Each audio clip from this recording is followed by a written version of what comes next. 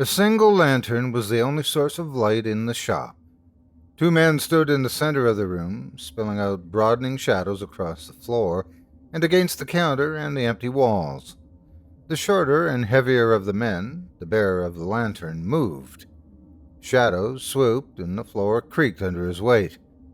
He pushed a box into place, stepped on it, and reached up to hang the lantern from a hook descending from the ceiling.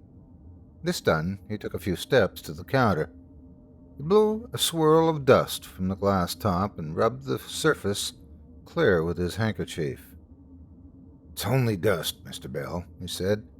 "If you decide to take this place, we'll have it spotless before you move in." The taller man said nothing. With the light behind and above him, only a slight distance over his head, his face was obscured and his expression could not be seen. The other man continued. "You won't find a better location in this town, Mr. Bell. You have 2 nice rooms upstairs for your living quarters, and a large room in back for storage or a workshop. And there's the big display window on the street," he said earnestly. "I'll take it, Mr. Lockyer," the tall man said. "A wise decision, Mr. Bell. There's no property in this town more suitable for a jeweler's shop." "Not a jeweler, Mr. Lockyer," Bell corrected him. Lockyer shook his head vigorously and waved his hand as if to brush away his error. "No, of course not. You're a clockmaster. You mentioned that. Sorry, Mr. Bell. I make and repair timepieces. I do not deal in trinkets." "You're certainly needed here, Mr. Bell. Do you know if anyone wants a clock or a watch repaired, he has to take it all the way down to Boston? It's a long trip, and more often than not, it's a waste of time." "I never waste time, Mr. Lockyer." "People are going to be mighty glad you came here, and you will be too. You'll do well here, Mr. Bell," the smaller man said. He paused, smiling at the dark outline of the other, then he went on. "As a matter of fact, I have a watch you might look at when you're all set up. It was my grandfather's originally. Kept perfect time for nearly a century, that watch did. But last year I dropped it on the stone floor down at the railroad station, and that was the end of it. I took it to the best jeweler in Boston, and those people held on to it for nearly 6 months, and then told me they couldn't do a thing. It was beyond repair." "Bring it to me." "Do you think you might be able to replace the works?" "I'll repair it, Mr. Lockyer," Bell said. "Take it to your office tomorrow." "I will, Mr. Bell. I'll have the lease all ready for your signature. My men will get to work here first thing tomorrow morning. You'll be able to move in by the end of the week. I'll do my own cleaning and move in tomorrow. Just give me the keys." Lockyer looked uncomfortable. "Well, now, it's always been our policy not to turn a place over to a tenant unless it's spotless," he said, looking around at the dusty surfaces and cobwebbed corners. "I appreciate your hurry, but I just wouldn't feel right giving you a place in this condition. It needs a good cleaning. I always do my own cleaning. Let me have the keys. I'll be open for business tomorrow afternoon," the tall man said. "You'll never manage that, Mr. Bell," said the other. "There's too much to be done. I know how to make the best use of time, Mr. Lockyer. Come by at 6 tomorrow, and your watch will be ready." Lockyer entered the shop a few minutes before 6 the following evening. He was astonished at the changes that had been wrought in a single day. The windows, the glass countertop, and the display case were all spotless. The floors and woodwork gleamed freshly polished. The shelves were filled with an assortment of clocks. Some were quite ordinary, others were like none that Lockyer had ever seen before. Bell was not in the shop. Lockyer went to the display case and stood for a closer look at the clocks behind the glass front. The hour struck, and he was immersed in a medley of sound. Tiny chimes tinkled like tapped crystal. Deep tolling bells and reverberant mellow gongs vied with chirps and whistles and birdsong in a brief fantasia. Scores of tiny figures came forth to mark the hour, each in its own way. Lockyer found himself drawn to the capering figures of a harlequin turning handsprings, one of each of the 6 peals of the little silver bell at the very top of the clock. The figure was smaller than his thumb, yet it moved with supple smoothness, free of the awkward lurching of the clock figures he had seen so many times before. At the 6th stroke of the harlequin, it turned its final handspring, bowed, and retreated inside a pair of gaily painted doors that shut firmly behind it. Lockyer leaned close, stooping, his hands on his knees, fascinated by the tiny figure's grace. He started at the sound of the clockmaker's voice and straightened quickly to find Belle standing behind the display case. "I'm sorry if I startled you," the tall man said. "I was watching. I was fascinated by this," said Lockyer, his eyes returning to the clock, now placidly ticking its way to another hour and another performance.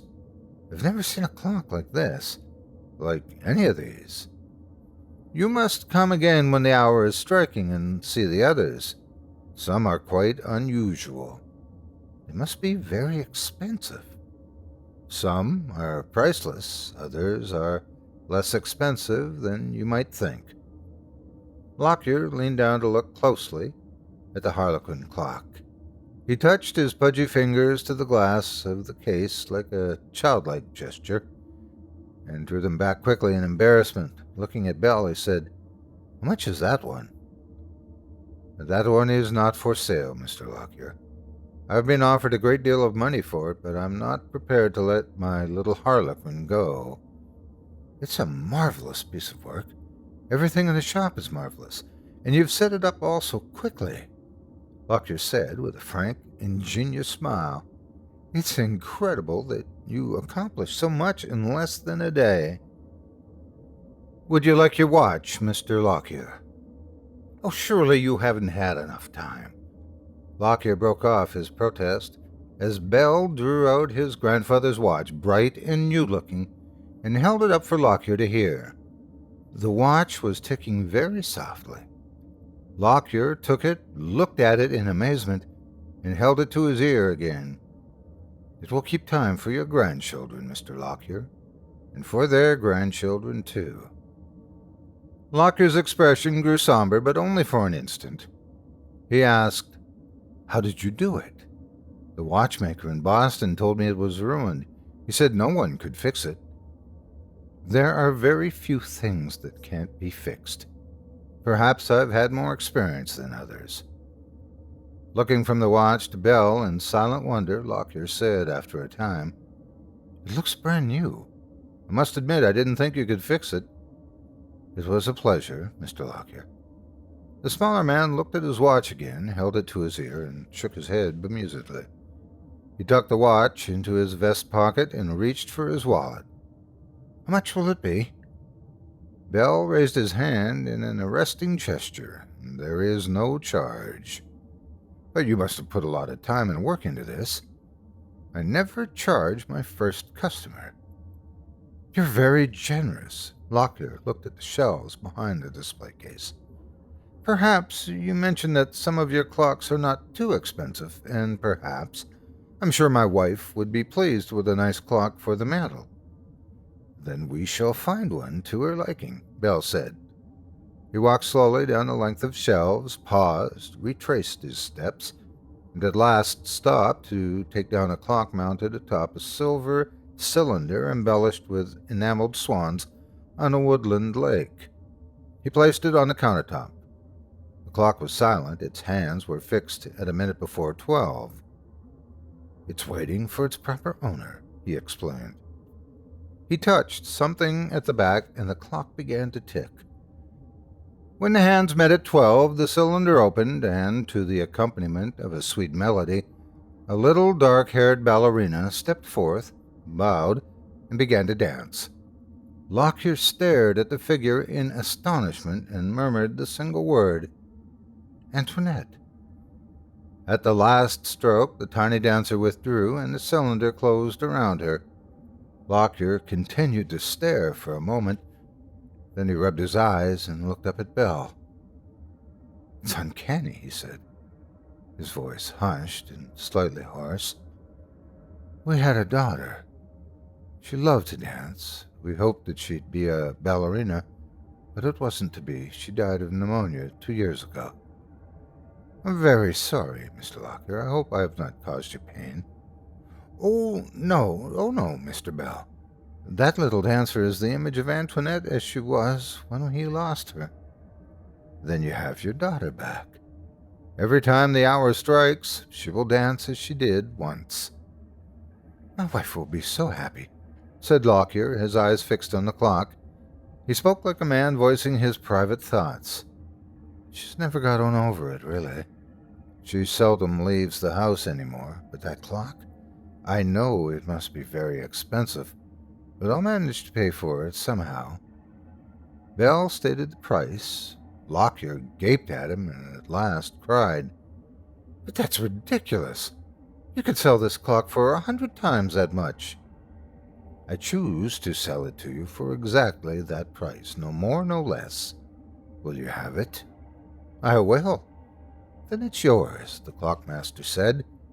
He made a quick adjustment to the back, turning the hands to the proper time, and then he took up the clock and handed it to Lockyer. "It's properly set now. It will require no further adjustment. I hope it brings you pleasure, and for your wife." "It's certain to do that. Thank you, Mr. Bell," Lockyer said as he backed from the counter, the clock cradles in his arms. The clockmaster's shop soon became a point of interest in the town. School children and idlers clustered around the window to observe the hourly spectacle. Customers came in increasing numbers, some to bring a watch or clock for repair or adjustment, and some to buy one of the timepieces that Bell sold at such modest prices. All who entered the shop stayed long, entranced by the marvels of workmanship that filled the display case and lined the shelves. Lockyer was a regular visitor, at least once each week, usually more than that. He showed up at Bell's shop to report on the remarkable accuracy of his watch, to thank Bell for the ballerina clock, and then to examine the latest product of Bell's workmanship. He was awed by the speed with which the clockmaker could create his marvelous mechanisms. Every week brought something new. Late in the year, when Lockyer stopped in the shop on a rainy afternoon, Bell was placing a new clock in the display case. At the sight of Lockyer, the clockmaker smiled and set the clock on the glass top, extending his hand in welcome. "Would you care to see it work?" he asked. "Yes, Mr. Bell," said Lockyer eagerly. He put his umbrella in the stand by the door and came to the display case. He saw a dark sphere about the size of a cannonball. It appeared to be of crystal, so deep blue that it was almost black. Atop the opaque crystal was a small white and gold clock no bigger than a child's fist. The hands of the clock stood at 1 minute to 12. Lockyer studied the crystal and could distinguish nothing within but darkness. The clock was exquisite, the crystal flawless, but this seemed a disappointingly simple timepiece to come from one who was capable of the intricate and subtle mechanisms that filled the shop. As if he had read Lockyer's thoughts, Bell said, "It's not quite so simple as it appears." Lockyer glanced sharply up in embarrassment. Bell smiled and set the clockwork going. It appeared to Lockyer that by the time the hands had met, the darkness in the crystal had softened somewhat. At the first stroke of 12, a light appeared at the center. With each successive stroke, a new light glowed somewhere in the crystal, and all grew steadily brighter. The other lights moved with the central one, brightest of them all, and smaller lights, hardly more than pinpoints against the rich blue that now suffused the sphere, circled some of the outer lights. Silent and serene, they moved in stately procession around the bright center. At the 9th revolution, the lights began to fade and the darkness deepened. When the 12th revolution was completed, only the faint glow at the center of the crystal remained, and then suddenly it was gone, and all within was darkness once again. "That's marvelous!" It's the universe, Lockyer blurted. Only a representation of one small part, said Bell, lifting the sphere and placing it in the case. It's incredible, Mr. Bell, incredible. Those lights and the way they move. How did you do it? I have my secrets. I thought you'd enjoy seeing this one, Mr. Lockyer. It will not be here after today. Are you actually selling that? Who could afford such a... Lockyer silenced himself abruptly, more embarrassed than before. Bell's dealings were no business but his own. If he undervalued his own work, the fact did not seem to trouble him or to do him any harm. I charged a fair price, and the woman who ordered this very special clock for her husband can well afford it. Sutherland. It can only be Elizabeth Sutherland. Bell nodded but said nothing, and Lockyer went on. Well, maybe I shouldn't say this, but it hurts me, Mr. Bell. It really hurts me to think of a beautiful piece of workmanship like this clock being in the hands of a man like Paul Sutherland. Doesn't deserve it. Mrs. Sutherland seems to think he does. Elizabeth has forgiven him 100 times. Taken him back when he's done things. Lockyer stopped himself. He gestured angrily and stood with a reddened face, glaring at the dark sphere. Perhaps she loves him, Mr. Lockyer. If she does, she's a fool. I'm not a prying man, but I can't help hearing things. And if only a fraction of the things I hear about Paul Sutherland and that crowd of friends are true, Elizabeth should have left him long ago. Things may improve, Mr. Lockyer. People do change. Bitterly, Lockyer said, Some people do.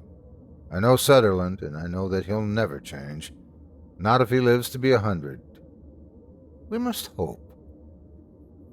Lockyer nodded impatiently and went to the door. He took his umbrella, put his hand on the doorknob, and then turned to Bell. Look, Mr. Bell, I'm sorry. I had no right to say the things I said. I got angry for a moment. Elizabeth is an old friend. A lot of people in this town respect her. It's perfectly all right, Mr. Lockyer. It isn't all right. That's what troubles me. Sutherland is cruel to his wife and children. He treats his servants brutally, and to think of her giving him something so exquisite... He gestured helplessly. As I said, we must hope.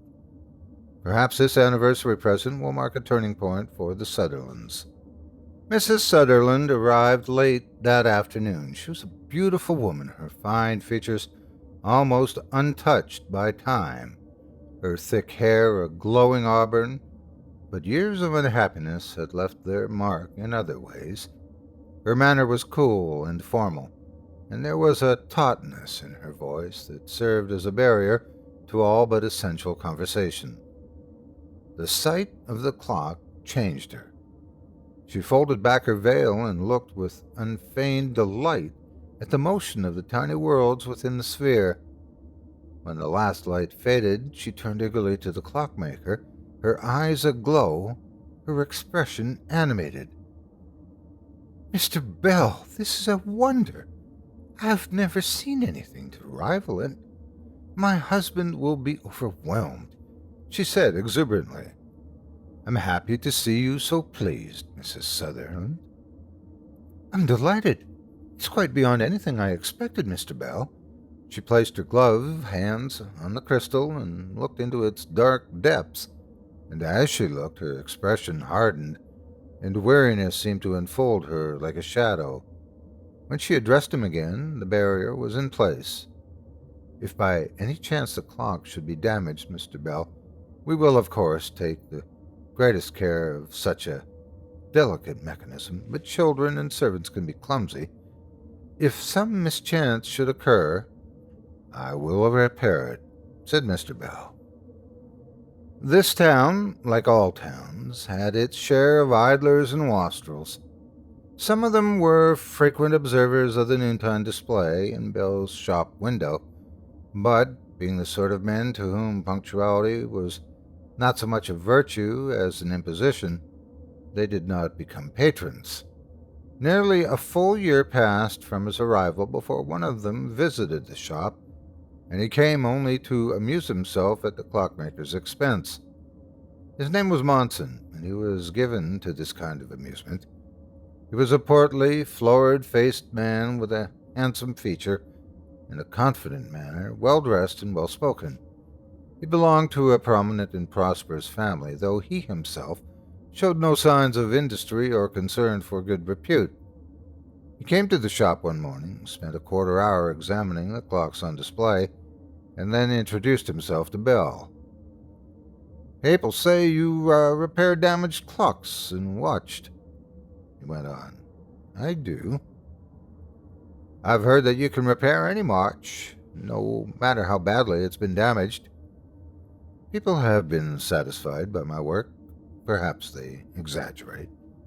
Well, if you're as good as they say, I have a little job for you. It should be no trouble at all for a man of your abilities." Monson drew a dirty, rolled-up handkerchief from his pocket, laid it on the countertop, and unfolded it to reveal a jumble of wheels, springs, and tiny bits of metal, a cracked dial, and a bent and battered watch case. All were encrusted with dried mud, and the case was scored and scratched. When Bell remained silent, Monsoon said, "Too much for you?" and favored him with a bland smile. "Perhaps not, Mr. Monson," said Bell. Monson's smile wavered in the face of this calm response, but he quickly recovered. "It slipped from my fingers and rolled into the roadway. A horse trod it into the dirt, and the wagon wheels rolled right over it. I thought it was beyond fixing, but this watch has sentimental value to me, and so I kept the pieces. Then, when I heard everyone in town singing your praises, I told them I'd bring the watch to you and let you show how good you really are." His smile was a mocking challenge. "Come back tomorrow at 4, Bell said, taking up the handkerchief full of fragments. "So soon, Mr. Bell? You work fast." "I do not waste time, Mr. Monson, neither mine nor other people's," Bell replied. Monson left, and when he joined his friends who waited for him outside, their laughter could be heard inside the shop. The next day, all three came at the appointed hour. 3 other men, all well-dressed and in very high spirits, were also present, having entered only a few minutes earlier. They joined the others around Monson when he greeted the clockmaker, placed his palms on the top of the display case, and said boldly, "My watch, if you please, Mr. Bell." "Your watch, Mr. Monson," said the clockmaker. He placed a small box on the glass and opened it. Inside was a spotless white handkerchief, Monson's own, as the monogram attested, which he unfolded to reveal a watch in excellent condition. The hands were at 2 minutes past 4. No, Mr. Bell, you must have misunderstood me. I want my own watch, not a replacement," said Monson, shaking his head. "This is your watch." Monson took up the watch and inspected it front and back. After a time, he said, "It may be my watch case, either the original or a damn clever imitation, but even if it is my own, the rest of it—" He put the watch down and shook his head emphatically. "I didn't authorize you to replace the works. I told you to repair them, and you said you would." "I replaced only the parts that were missing," Bell said. "I repaired your watch, Mr. Monson." "Nobody could have repaired that watch," said Monson flatly. "I handed you a lot of junk." "You did indeed. Nevertheless, I repaired the watch. Do you want it, Mr. Monson?" "Of course I do. It's my watch, isn't it? You said so yourself. But if you think you're going to charge me some outrageous price, you better think again. I'm on to that trick." Bell quoted the price of his repairs. The men with Monson grinned at one another. One of them laughed. Whether Monson or Bell or the situation in which they found themselves in was the source of their amusement was not clear, but Monson did not appear to share their feelings. He took the coins from his pocket and dropped them with a clatter on the glass top. He took up the watch, turned, and stalked from the shop without another word. Later that week, 2 of the men who had been with Monson came to Bell's shop. They looked over the clocks on display carefully and critically, and finally informed Bell that they intended to buy a clock for their clubroom at the hotel. Nothing on the shelves or in the display case was precisely what they had in mind, one of them explained further, but there were 3 that might be acceptable, provided the price was low enough. They pointed out the 3, and when Bell told them the prices, they gaped at him in astonishment. "What do you mean, asking prices like those?" one demanded. "There's nobody in this town can pay that kind of money for a clock." "I hear that if you like people, you sell them a clock for practically nothing. What's wrong with us that you ask so much? Do we look like fools?" said the other angrily. "My prices vary," said Bell. "You saw how little I asked from your friend." "Well, then treat us the same way, if you don't want trouble," said the second man. Bell did not reply at once. Then, as if he had not heard the threat or had chosen to ignore it, he said, "You gentlemen have chosen 3 of the most expensive clocks in my shop. I have others that cost much less. If we wanted a cheap clock, we'd go to the general store. We're willing to pay good money for your good workmanship, but we won't be gouged. Perhaps I can show you something else. The clocks you selected are very delicate. I may have others more suitable for a gentleman's clubroom," Bell said. They blustered a bit, but were mollified by what they took as his apology. He went to his storeroom and brought out several sturdy clocks set in brass and polished mahogany with deep, resounding bells to mark the hour. The price of these clocks were absurdly low. The men examined them and selected one, but even as Bell was packing it carefully in a box for them, one of the men looked longingly at the first clock they had chosen. "That clock with the little acrobat is still my favorite. Will you reconsider the price?" he asked.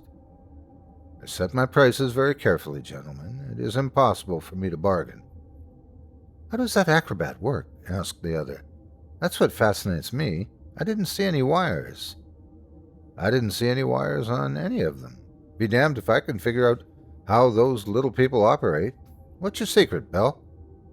Bell smiled, but said nothing. "Probably just as well for us to get a good, sturdy clock and not one of those others. They're interesting, but they wouldn't last long once things got boisterous down at the club," said one of the men. The other laughed and said, "Even a good solid clock like this one may not last long. What do you say, Bell, if someone bounces this off a wall? Will it keep on telling proper time?" "If anything happens to this clock, come to me," Bell said. Elizabeth Sutherland revisited the clockmaker's shop in the spring. Bell was at the door, awaiting her arrival, and she waved to him as her carriage pulled up. She entered the shop with the light step of a girl. Folding back her veil, she looked around the shelves and, turning to Bell, beaming, "Mr. Bell, I came at a perfect time. You have a score of new creations on your shelves," she exclaimed. "I trust the clock you purchased last year is performing satisfactorily?" "It hasn't lost a second, and it's such a pleasure to watch. It seems to be just a bit different every time it strikes. The children love it, and Mr. Sutherland is absolutely fascinated by it. He keeps saying that he intends to come here himself and tell you how much pleasure he's gotten from it." "I look forward to his visit, Mrs. Sutherland." "Well, I hope he gets to it soon. He seems very tired lately." "These are busy times," said Bell, ushering Mrs. Sutherland to the counter and seating her. "Oh, it isn't overwork. He just seems weary. It's almost as if he's gotten much older in the last few months," she said, looking up at the shelves. Bell did not reply. He followed her gaze and then reached up to take the clock that had attracted her eye. He set it on the top of the counter. She leaned closer, examined it, and then looked at him and smiled expectantly. "It's a lovely scene, Mr. Bell. So peaceful. I can't imagine what I'll see when it strikes." The hand stood at 2 minutes to 3. The clock face was set in a gold dome that canopied a woodland scene, a still pond surrounded by willows. A rowboat about the size of a child's little finger floated near the center of the pond. In it was a figure in a straw hat dangling a fishing pole in the water. All was serene. When the first chime struck, the fisherman pulled up a tiny fish, unhooked it, and cast his line again to land a fish at each stroke. The 3 fish flopped and trashed at the bottom of the boat. The fisherman took them up and dropped them back into the water. As the ripples spread and faded, he settled in his seat, tilted his hat against the declining sun, lowered his line, and returned to his fishing. Mrs. Sutherland clapped her hands together in an innocent gesture of sheer delight. "That's wonderful, Mr. Bill," she exclaimed. "Thank you, Mrs. Sutherland," he said, taking up the clock to replace it on the shelf. "Is there any other you'd like to see?" "I love them all, Mr. Bill, but I'm really here to look for something suitable for my mother's birthday." "You have a special clock in mind?" "I was hoping you might have another clock like the one I bought for my husband." "Alas, no. Each clock is unique," said Belle. "But let me think. I may have something more suitable." He swept the shelves with a slow, searching gaze, then studied the contents of the display case. He stood for a time, frowning, a finger pressed to his lips. Then, excusing himself, he withdrew to his workroom. Some minutes later, he emerged, bearing a delicate white vase that contained 12 red rosebuds. "A clock, Mr. Bell?" she asked. He nodded, pointing to a small dial near the base, its hands at 1 minute to 12. He set the clock going and placed it before Mrs. Sutherland. As the clock struck, a rosebud opened at each stroke, and a growing fragrance filled the air. She exclaimed softly in wonder and delight. "Oh, Mr. Bell, it's absolutely perfect," she said when the last rose was full blown. "My mother adores roses. I couldn't give her a nicer present." "I completed this clock only yesterday, Mrs. Sutherland. Just in time for Mother's birthday." "Exactly on time, it appears," Belle said. Late in the summer, Paul Sutherland died quietly at his home. He was in his early 40s and showed no evidence of disease, but in his last days he was a shrunken, white-haired man, drained and feeble in body and mind. His widow mourned him sincerely, but there were many in town who counted her fortunate to be free of him. In the fall, on a dark, rainy day of empty streets, Monson and 2 of his friends brought their damaged clock to Belle's shop. Monson stood on top of the display case and stepped back, laughing. The others joined in as Monson pointed to the shattered face. "One of the lads fancies himself a marksman, Belle. How long will it take you to fix this one?" he asked. Belle took up the clock and examined it, turning it on his hands. His expression was grave. "Well, how long? We want it tomorrow. You're a fast worker, aren't you?" said one of them, glancing at his companions and laughing. "Too much for you, Belle?" asked Monson. "If you can't fix it, we'll take another one to replace it. A fancy one of your special models this time," he added, gesturing toward the shelves. "Those clocks are not for sale," Belle said. "You're a hell of a businessman, Belle. You don't want to sell your best goods, and what you do decide to sell, you sell at crazy prices." "He makes enough on the ones he sells to the rich. Is that it, Belle?" one of Monson's companions asked. "Yes. What are you up to with Liz Sutherland?" Monson asked. "She spends a good bit of time here, some people say. Don't get any ideas about her, Belle, do you hear me?" "Leave my shop," said Belle. "Leave? We're customers, Belle. You're a shopkeeper, and you'll treat us with respect. We want to look over these precious clocks of yours, all these not-for-sale treasures you're hoarding. and you'll show us what we tell you to show us." "Leave my shop," Bell said, once again, his voice level and unchanged. Put down the ruined clock and took a step toward them. "How about this one?" said Monson, moving swiftly to the shelves and picking up a creation of gold and porcelain and brightly enameled metal on which a single uniformed guardsman stood smartly at attention. "Don't do anything to upset me now, Bell. I might drop it." Bell's voice was calm and icy cold. "Put down the clock and leave my shop." Monson looked at his two friends and grinned. He cried sharply, "Oops, careful now," and feigned dropping the clock, laughing loudly. At his motion, the figure was jarred and fell to the floor. Monson quickly replaced the clock on the shelf. "I didn't mean to do that. You should have just kept quiet, Bell. We didn't intend any harm." "Of course you intended harm, and you've accomplished it." The atmosphere in the shop had changed in an instant. Bell seemed to loom over the three men, and they, though all of them were more powerfully built than he, and some years younger, now shrank from him. He bent very gently, took up the fallen figure and raised it close to his eyes. "You can fix it, Bell?" one of the men said. "Yes, you can fix things like that easily," said the other. "It's not as if we hurt anyone." "Don't bother about the clock we brought in. It was a joke, just a joke," said the first. Monson stepped forward and thrust out his jaw defiantly. His voice was forced and unnaturally loud. "Just a minute. Bell can fix that clock of ours, and there's no reason why he shouldn't. If I did any damage, any real damage, I'm willing to pay for it, as long as it's a fair price. We have nothing to apologize for. We'll pay, and that's the end of it." Bell raised his eyes from the broken figure in his hand.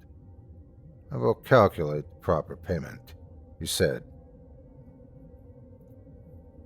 The disappearance of Austin Monson and two of his cronies was a matter of general discussion and much speculation around town in the following months. Explanations of all sorts, from the ridiculous to the lurid, circulated for a day or two, then gave way to newer. But as time passed, interest waned, and soon the three vanished men were spoken of only by their friends. In the year that followed this cause célèbre, Bell's clientele grew to include nearly everyone in town. Even the poorest family, it seemed, could afford to own a clock from his shop, and all his clocks, whatever the price, however simple or elaborate, kept perfect time. No customer was ever dissatisfied. Bell was always available to a customer or a casual visitor, always willing to demonstrate some ingenious new timepiece. By this time, Lockyer and his wife had become regular weekly visitors, and every week Bell had a new clock to display, ever more ingenious, sometimes close to magical.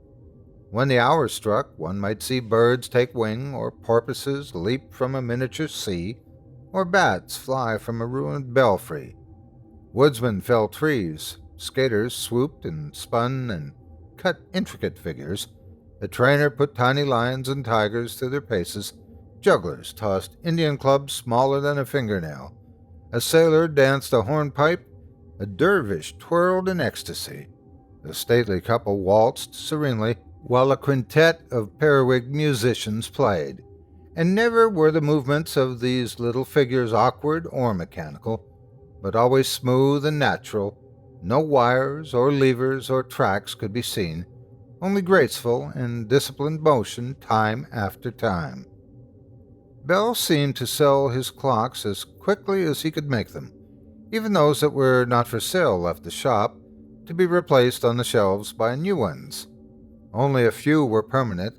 The little harlequin, whose acrobatics had captivated Lockyer on his first visit to his shop, was still in place. The fire-breathing dragon, on his hoard of gold and precious gems and skeletons in armor, was still in a corner of the window, slouching forth every hour to the terror and delight of all the children. And a trim little pavilion of gold and porcelain and bright stripes of red and blue enameled metal before which a uniformed guardsman marched and counter-marched every hour, while a piper and drummer marked the beat, stood where it had been for so long as Lockyer could recall, a year at the very least. During the holiday season, Bell's shop was a crowded, busy place, cheerful and lively. Those few townspeople who did not yet own one of his clocks were finally about to make a purchase, and others wished to buy one as a special gift for a relative or friend. How he managed to do it, no one knew, but Bell met the increased demand and even produced a magnificent new clock, a lighted cathedral with carolers before its steps and a choir of angels hovering over its spires. He placed it in the window 3 days before Christmas, and every passerby stopped to marvel. In the cold, dark days of the new year, the mood of the town changed. No one criticized Bell or his work or complained of his pieces, but now the shop was often empty, no customers visiting for 2 or 3 days running. The Lockyers still came regularly, sometimes bringing their infant daughter. They noticed no change in Bell's manner, and heard no word of complaint from him, but they sensed a difference that they could not explain to one another. New rumors had begun in the clubroom where Monson's friends still gathered. Here they drank and brooded, and their idle minds dwelt on the still unexplained disappearance of their own companions. As rumors do, their stories fed on themselves and interwove one with another, corroborating exaggeration with misstatement and validating both with falsehood. In time, they became firmly convinced of their own imaginings. Bell was the culprit, said the rumor mongers. Why? Envy, of course. That was plain to anyone who knew the facts. Monson had shown him up and made him look foolish. The ridiculous clockmaker had thought himself a rival for the widow's affections. Fancy a woman like her wedded to a shopkeeper.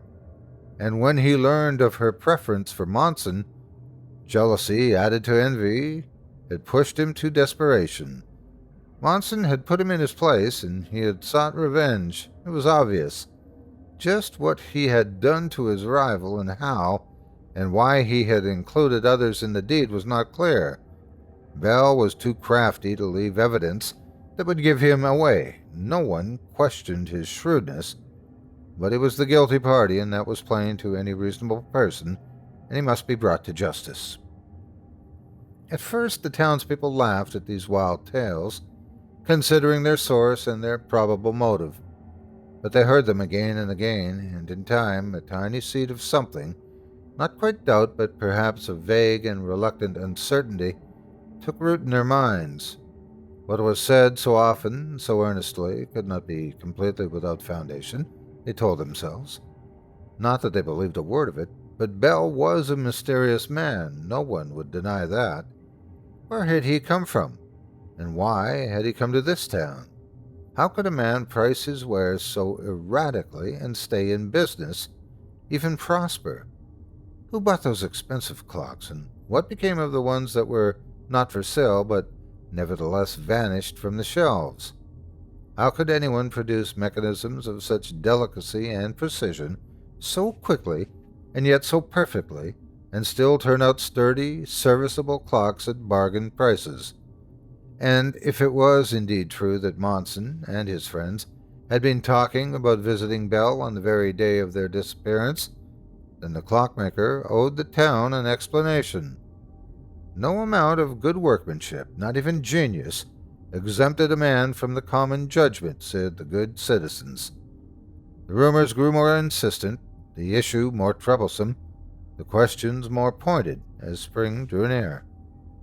One evening, when the shop was closed and the streets empty, Lockyer tapped at the clockmaker's back door.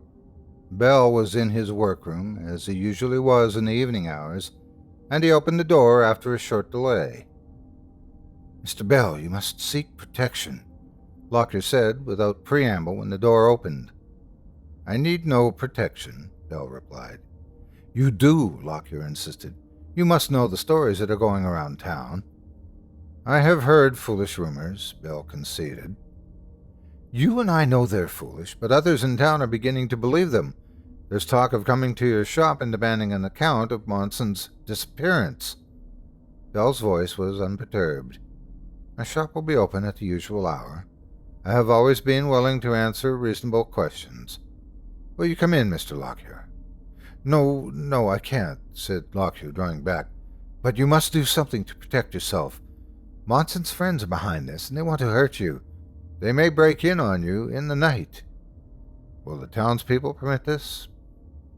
Lockyer hesitated, and lamely replied, "No one wants anything to happen to you. But Monson's friends have everyone confused. They have a lot of influence in this town. Some of them do, anyway. And the people have heard so many stories that they don't know what to believe. They're confused. So I must fear the actions of a lawless mob. I'm afraid that's the case. You must protect yourself." "I will, Mr. Lockyer," said Bell. Without another word, he closed the door. Lockyer heard the bolt slide into place. They came to the shop later that night, 11 men strong. Others waited outside at front and back. Several had been customers at one time or another, and some had come on occasion to observe the clocks as they struck the hour, or watch the display in the window. 3, who had been present when Bell had presented Monson with his repaired watch, were the leaders. The others did not speak. "We're here to find out what you did to our friends, Bell. We're not leaving until we're satisfied," said one, planting himself in front of the clockmaker. "And why do you blame me?" Bell asked, looking calmly down on him. "They said they were coming here. We all heard them say that, and then we never saw them again. You're the one behind their disappearance, all right. Just admit it, Bell." "We can make you tell us everything if you force us to," one of the others said. He raised a walking stick and tapped it on the glass top of the display case. "We can smash this place to bits, and you with it," said the first. "Now tell us what you did to our friends." Bell looked down at him, then at the man with the walking stick, then at such others as met his glance. He raised his hand and pointed to the door. "It is best that you leave my shop," he said. "Best for you, that's certain, but we're not leaving," said the first man, and several of the others, under the challenge of his ferocious gaze, murmured their agreement. "Don't try to bluff us, Bell. You've bluffed this whole town for too long. Answer our questions, or it's going to get mighty unpleasant," said the second. He brought his stick down sharply. The glass cracked. Then suddenly, at exactly 9 minutes past the hour of 1, all the clocks in the shop began to strike in unison. Deep gongs and crystalline chimes, resonant bells and the sound of tiny drums and trumpets, music and birdsong, and the din of an indistinguishable pealings and tolling and clanging, all blended to engulf the intruders in a wave of sound. And on they struck, 12 times, and 12 more, and 12 times 12 more, rapidly at first, and then steadily diminishing in volume and rapidity, fading as if they were receding at a steady rate, becoming even fainter until they could be heard no more. The men stood benumbed by the assault of sound. They felt no pain, and sensed no restraint by external force. Not one of them carried any trace of physical harm as a result of that night. Their breath came freely, they could move their eyes and hear every sound. But their bodies were held, as if the air had grown viscid and glutinous, clinging to them, dragging at them like thick mud or heavy snow, but 1,000 times more inhibitive than snow or mud, because, invisible and insensible as it was, it clung not only to their feet and legs, but to their hands, arms, heads, and bodies. They felt as if time itself had crawled almost to a halt, congealing and trapping them within it like insects in amber. Those who spoke of that night, and a few of them ever did so, and those few reluctantly, after long silence and still fearful of ridicule, agreed on several points. Bell, they all said, was untouched by the phenomenon. He removed the clocks from the shelves in the window and the display case, one by one, carefully and lovingly, and took them into his workshop. This process took some time, several hours at least, but none of them felt the pain or cramping that such a long period of enforced immobility or near immobility would be certain to cause. Val worked methodically, and ignoring the intruders, his attention confined to his clocks. Of these facts all agreed, but each had his own peculiar memory of that night. According to one man, the shop grew steadily darker. Another said that the light remained constant, but Bell himself moved ever more swiftly, until at last he moved too fast for the eye to follow, and vanished from sight. A third man claimed that Bell grew more insubstantial and wraith-like with each timepiece he removed, and at last simply faded into nothingness. One man recalled the sight of a fly that passed before his face so slowly that he could count the beat of its wings. The fly progressed no more than a foot, and yet the man swore that its passage consumed 3 hours, at the very least. One of his companions spoke of the disturbing sight of ash fallen from the cigar in the hand of the man standing near him.